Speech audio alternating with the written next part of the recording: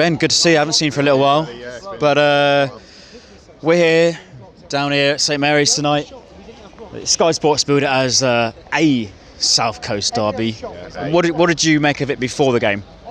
Well, I think the guy said it before, is that we're all too focused on Portsmouth. And admittedly, this game, you come into it and you're like, well, this is a winnable one. We can go third. Admittedly, people would have a game over on other people, so it'll probably change after a while.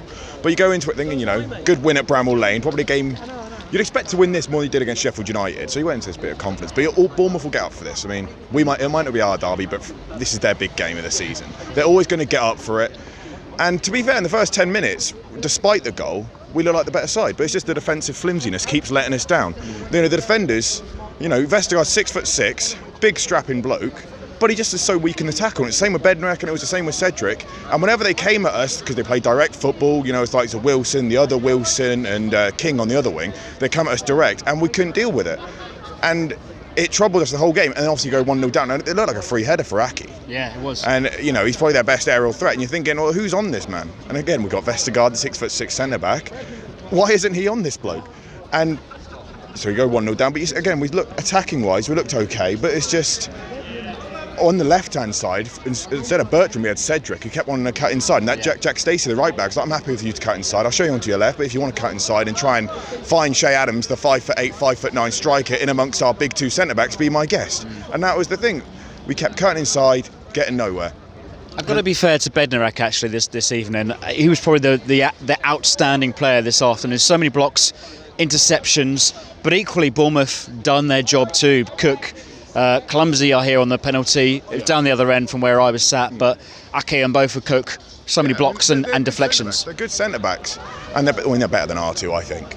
But you still look at that Bournemouth defence, you look at Rico on that left-hand side. He's probably possibly one of the worst left-backs I've seen play at St Mary's in the Premier League. And you're thinking, when you've got people like Boufal and Redmond, just go square up to them and go at them, hit the byline, overlaps, and we never did that. And it perplexed me. This is also Jack Stacey's second game in the Premier League. He's a young player. I mean, he's by no means a bad player, but he's young and experienced. I mean, you've got someone like Boufal, he's a box of tricks, and sometimes his feet is quicker than his brain. But he's a box of tricks, and you don't want to be up against him one-on-one. You're thinking, get him against Stacey, get him against Rico. And I think he did all right, Boufal, sometimes a bit sloppy on the ball.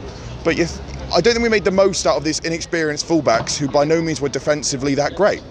And that was the main problem. I thought Romeo, I know you mentioned Bednarek being very good, I thought Romeo was our best player today. He's really tenacious, hard in the tackle. He'd be the first name on the team sheet I'd have for Tuesday.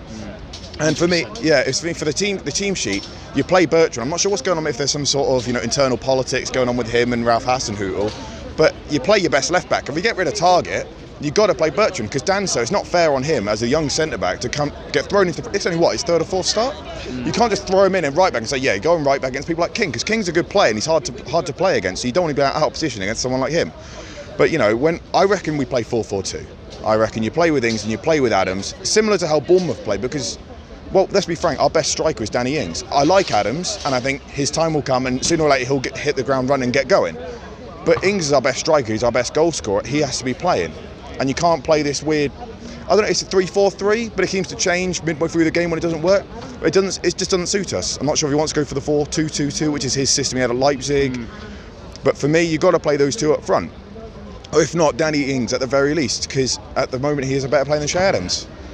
Right, so, as sort of Darren touched upon, maybe our focus was already ahead to Tuesday, but the players are professional, and it wasn't a professional performance this evening. No, it wasn't. I mean, the likes of Ward-Prowse, they know how big Tuesday is, but at the same time, like you said, they're professional footballers. Every game matters and every game is big.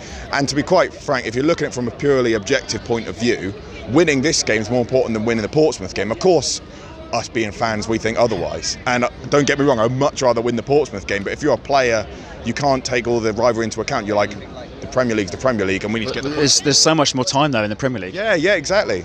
But, we'll just have to see. But, me being a fan is...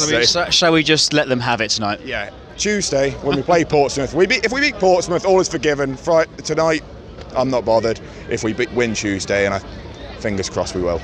Great stuff, Ben. Thanks for speaking to me. Thanks very much, bud.